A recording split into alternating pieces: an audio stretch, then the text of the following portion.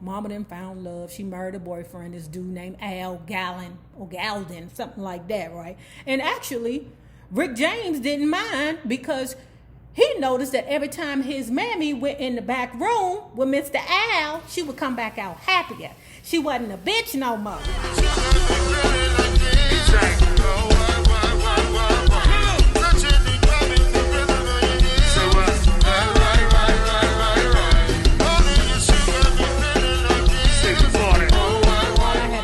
Damn heat on. It's chilly in here and it's raining down here in Atlanta. But anyway, hello lovers. If you have not already done so, please make sure that you like and share this video because it is so important to my success here on the YouTube. And if you do not have a retirement and or investment plan in place through your employer, please check out the Acorn app below.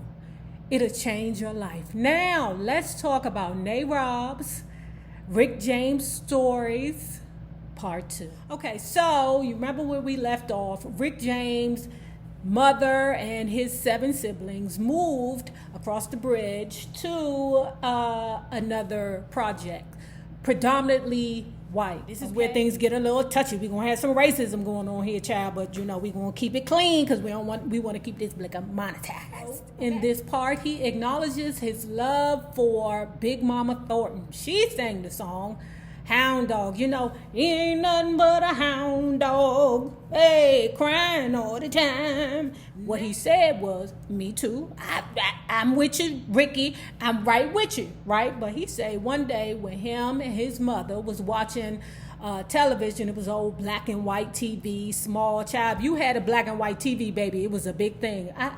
You know what's crazy? When I reflect back, and my nephew has his own television, like HD television in his room, and like when you were a child, it was a big thing for you to have like even a 13-inch black and white in your room. That was a big fucking deal, okay? That was a big goddamn deal. But anyway, getting back to the story.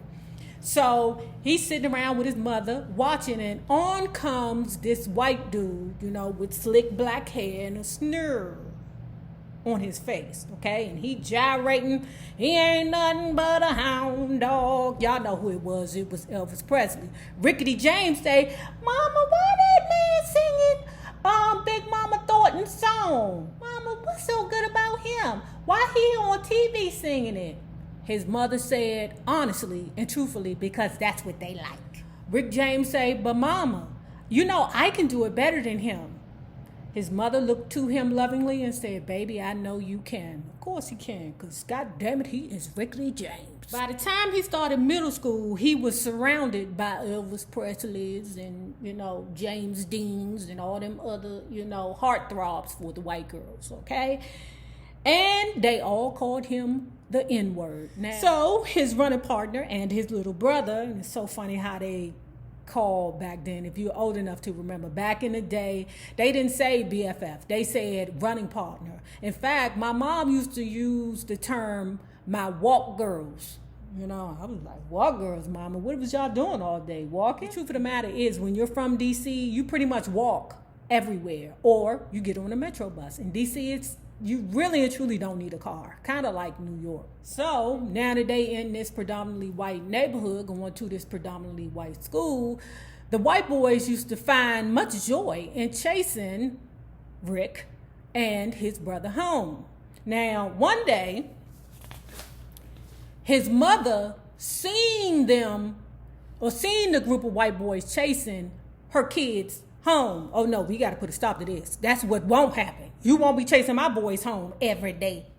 So keep this in mind. Simultaneously, Camille, the oldest girl, you know, they would do the same thing to her. Except for Camille, whenever they used to call her the N-word, she would stop. Okay? She would turn around. She would whoop ass. Rick James and the little brother, they didn't have that tenacity and that gumption the way that their mother and the oldest sister had. Well, child, stay tuned. One day the boys were running home, okay, being chased by the white boys. The mammy came downstairs and was like, if you want to fight my boys, you fight them fair and square. Now, Rick and Roy, they was ready. Let's get it, okay? Now, Rick and Roy whooped the shit out of the boys, but that didn't stop them from chasing them and calling them the N-word. And Rick also talks about how just about every other weekend they would find a burning cross in their yard. Child. Kids, they was sick of this. The kids wanted to go back across the bridge so where they was comfortable. They was tired of dealing with this, but the mother said, no. I done ran too many numbers to go back to where I came from. Sometimes you got to go back to go forward. But that mammy, that scrappy mammy, she wasn't going back to them niggas. So one day when Camille was coming home, a biker gang surrounded her, okay? And they was jumping that little girl. That is horrific, okay? They stomping on her food, smacking her in the face. Now, somehow the word got back to the mammy, okay? The mammy ran down there with a big butcher knife and said, "You touch my child, I'm going to chop you up in pieces." The leader of the biker gang said, "I'll put that knife through your throat." Oh my, that's something different now. Because you know, certain people that ain't got no, home training, they'll say all kinds of crazy shit out their mouth to you. You heard me. What happened was, Mama said, "Oh yeah? Shit." She called her oldest boy, Carmen. Now, Carmen just got home from jail, okay? Carmen is always with the shiznits. You heard me? Carmen is like, well, he is trained to go all the time, okay? Yeah, you got to be worried about them TTGs. Them TTGs, ooh. A lot of people think they be trained to go, and then when reality hit them, they realize that you ain't trained to go. You just preparing to train to go. As Rick James says it, he knew that Carmen had just been released for something violent, kicking somebody's ass. So all they knew was one day, the white boys was there, about to start some drama. And then there's a ruckus outside the house. Who outside the house but Carmen, one of Carmen inmate buddies, and his pappy. That's right, Rick James' father, the one who he ain't seen in years. Boys come in the house all bruised up and bloodied up, with knots and everything. They look wore down. And the mama looked to him and said, "You take care of your business?" Carmen said, "Of course. No worries, Mama." Now, after those three came into town and whooped everybody's ass, the word got around that the Johnson gang was not to be played with. Isn't it funny how them Johnsons, no matter what city you're in, them goddamn Johnsons run deep. So after that kerfuffle, Carmen made sure that his younger brothers, Rickety James and Roy, could fight. And they were stellar in their boxing. Moving on, Roy and Rick's mother bought them both a 10-speed. They would take turns riding and running next to each other, right? But one day, okay, Rick said, "Well, I don't want to ride. I want to go back and fuck Nancy, the little hot pussy girl that I told you about earlier." Rick said, "I want some more. I'm 13 or 12 or something like that. Oh my God, I didn't even know you had love juice at 9, 10, 11, 12. So, because Rick went down there to Nancy's house, or the abandoned apartment, to hunt back on Nancy again, what happened was Roy had the bike all to himself, by himself that day, okay? The problem happened, while he was hunting around on Nancy, his little brother had got hit by an ice cream truck and dragged for several blocks. So although Roy survived the accident, both his legs had to be casted all the way up, okay? So that meant that the mother was giving 100% of her attention to Roy. Rick James felt hurt. He felt that his mother blamed him for the accident, when in actuality, that's unfair, both of them could have actually been hit by the ice cream truck and dragged, I think that was wrong on the mom's part, but it hurt Rick James because his mother was his boo. And he felt like his mother was not giving him even a portion of the love and attention that he used to get before the accident, okay? It was times that he wanted to come in the house and tell his mother about his day, and the mother would say, "Not now, Rick, later." So what a lot of men do, when they feel shame, they avoid. And that even caused a bigger wedge between him and his mother. The most hurtful part that he said was that his mother didn't take him to the clubs anymore. So in school, he said he had problems with reading. He tried to focus, but he couldn't do it. He just could not pay attention. Now, in the interim, okay, he became an excellent boxer, but he was not a great athlete. He said right now his best friend is music. He could pick up a guitar and by ear pick up any groove easily. Now he 13 and that mother hunchy got a gaggle of bitches. He can't get the holds off him. He couldn't beat them off. You know why? Because that goddamn big mouth Nancy had ran and told everybody, okay, you heard me, everybody about Ricky's loving child. So next minute you know, Nancy's BFF, Charmaine, is going to Ricky and say, oh, Ricky, I heard that you are really good with the women. You are really good with the girls. He around there, 13 years old, hunching. I mean, I'm 13-year-old pickle. Oh, God. Now, he graduated from hunching in abandoned basements to now hunching seniors in abandoned cars. Now, one night, okay, he was around there to Brenda's house because that was, you know, Nancy, Charmaine, and Brenda was the three bitches that, you know, they was all walk girls, but they was all sharing the same little boy pickle. I'm like, damn, is this a crime somewhere? He over there putting in work. He put in work so good all around there to, what's the lady named, Brenda house, that he fell asleep, okay? His nerves was bad because when he woke up, he was like, oh, shit, it's 10 o'clock in the morning. Oh, man, my mother gonna whoop my ass. When he came in the house, the mother didn't even say nothing to him. He was hurt. You hear me? It's mine. What he's thinking is, well, damn, if I stole some money out of her purse and ran to New York City, she wouldn't even care. Child, hold tight. Cut to the next scene. He on this long, boring Greyhound ride to New York City. They let him out at 42nd Street. When he gets off, he say he feels the energy of the city. That's true. That's true. And there is a energy about New York City that is all encompassing. You heard me? One of his girlfriends, I forgot which one, you know, they all they girlfriends for real. They walk girls for real, you know, all sharing the same pickle. I'm like, damn, it ain't no little boy your age, but I guess Ricky, you know, knew how to put the work in, you know, I mean, anyway, when he get off the bus at 42nd Street, he say, how can I get to Greenwich City? Oh, get on the subway, you know. That New York City subway, child, y'all ain't got no air conditioning down that motherfucker. I don't know what's wrong. Something ain't right about being underground and there ain't no heat or havoc system. Something ain't right about that, but I digress. He get a token, he buy himself a token, and he makes it over there to Greenwich Village, right? Now, while he's over there, he sees a marquee that says Joe, what's the guy's name? John Coltrane. Forgive me, John Coltrane. I don't know you like that, sir. But he sees the Village Vanguard with the marquee John Coltrane, right? The line was long and he ain't got no money. But it don't matter because he been sneaking in clubs his whole life with his mammy. So as soon as the line went in, the ticket lady was occupied talking to one of her girlfriends, he snuck in. So now he gets back on the A train, okay? And he ends up in Harlem, child. Where who was there at the Harlem Theater?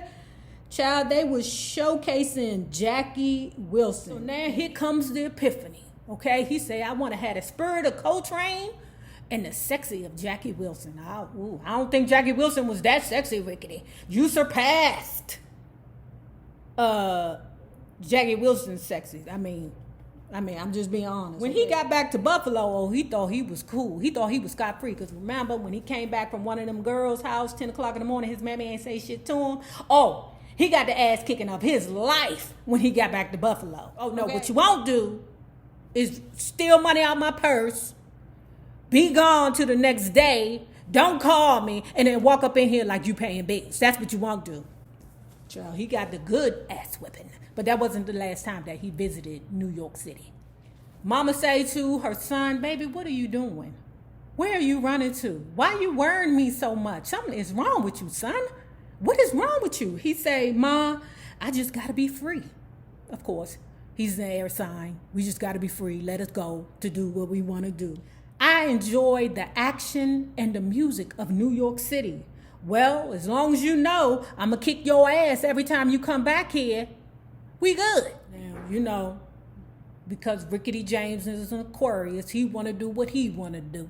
That's all he want to do is what he want to do. So eventually he ended up in a gang. Now the problem was this. That gang was a gang for serious because they got into a rumble. This is so funny how they say rumble, but a gang rumble. I guess that's what it is. But anyway, eventually one of the little boys had got shot. Now, Rickety James was like, I didn't do it, but one of the boys got shot. Mama found out about it and said, oh no, nigga, I will not lose my son to the streets. Because remember, that's where she brung her babies over the bridge to this side of town. Child, they went from fighting each other on the black side to fighting the white folks on the white side, but right? Mom was pissed. Mom is like, oh no, my son will not be involved with this foolishness again. But Rickety James was getting big now. So when Mama reached back to power him, Rick James caught her hand. Oh Lord, mamas, I know that is the worst feeling in the world for your boy to grab your hand. Oh my God, I know y'all be thinking in y'all mind, I'm gonna have to get a gun. Cause I'm gonna have to shoot this motherfucker cause he can beat me. My son might just whoop my ass. Mama, she just cried because I think she realizing now that your little boy, I mean, come on, that Carmen turned into a whole violent offender. Why wouldn't you think that Rick James would, be the same person? I don't know, but I digress. Now, Mama done found love. She married a boyfriend, this dude named Al Gallen or Galden, something like that, right? And actually, Rick James didn't mind because he noticed that every time his mammy went in the back room with Mr. Al, she would come back out happier. She wasn't a bitch no more. I told y'all, some of y'all bitches, when y'all wake up angry and mad sometimes, it's just because y'all need some pickles. So anyway, you learn that along the way. But anyway, Rick James said that, whenever she go in the back room with Mr. Al, she come back out happy. So he didn't mind Mr. Al. He didn't mind when his mammy married Mr. Al. In fact, Mr. Al put them into a house. The problem was that Mr. Al brung his mama, his daddy, his sister, and his brother, okay, to live in the house with them. And they all lived on the top floor. Now, Rickety James, these is his words, not mine, okay? He said it sounded like a rack of elephants because they all was over, 400 pounds. Okay, that's what he said, not what I said. I'm not fetching, but that's what Rickety James said. The only problem was he was good to be living in a nice house, white picket fence, front and backyard, all the joys and thrills of having your own property, except for it was just a bunch of elephants living over top of him. That's what he said. So, anyway, now he in high school. Now he playing basketball, right? But he already admitted he ain't a great athlete, but he did actually play with a guy who ended up in the NBA who was Bob Lanier. One day, RJ, Rickety James, he wanted to play sax, but all of them were taken. So his music teacher went to him and said, go sit over there on them drums, boy. Take care of that. Now, he did quite well on the drums. Mr. Hilliard, was like amazed at his skill. But Mr. Hilliard was like, you just can't, get up here and play. You got to know the nuances about music. You need to learn how to read music. You need to learn the different, rotations, whatever it is you music people play. Now, although Mr. Hilliard recognized his talent, Rickety James was like, oh, I can't get this. I don't know how to do this. Remember, because he has a problem with reading, period. He has a problem with focusing, period. So I would imagine that he's a hard person to teach. Now, one day at a talent show, what happened was, he had a talent show. He won a talent show and he think he done, won the world. But anyway, he did very well at a talent show while he's playing the drums. He's playing, what was he playing? He was playing Superstitious by Stevie Wonder and Fingertips, okay? He did a great job. He won. And first thing he did, was say to Mr. Hilliard, Mr. Hilliard, you're a great teacher and everything, but I don't need you no more. I don't need you. I'm already a star. That Mr. Hilliard tolerated his arrogance Child, them damn aquarium men, oh my God, them niggas are habitual line steppers. You heard me. Habitual line, them niggas is terrible. He say, after he won the prize or after he won the talent show, he couldn't beat the women off of him, child. So not only do he have all the friends, all the white girls on the other side of town, okay, back there, over there, but he got a whole new batch of women over here in the white school, okay, trying to meet his pickle, trying to be his friend too. He said he couldn't beat them off with a stick. I'm told y'all, a gaggle of bitches. He say because he was so busy hunching on all them girls, he got kicked out for poor grades and poor attendance, child. What ended up happening was he ended up going to a juvenile delinquent school. What was the name of that? Grover Cleveland. Now that was his last high school. Now it was Italians and it was black, okay? But the problem was most of them Italian dudes, parents was in the mafia, right? No good. Now, because the rivalry was so thick between the Italians and the black, because they would look each other in his face and call each other, racist terms, but it was so bad that the mother was like, oh no, I'm pulling your ass out of school before somebody get hurt. And somebody actually did get hurt. It was like the mother pulled Rick James out of school just in time, but here he is, 16 years old. He's a black boy. He has no education, no job, and no future. The only thing that's waiting on him is the draft to Vietnam. Anyway, guys, if you have not already done so, please make sure that you like, share, and subscribe because it is so important to my success here on the YouTube. Now, remember this. The same people that you meet on the way up should be the same people that you meet on the way down. Naysayers, my patron loves, please have a good one. Peace.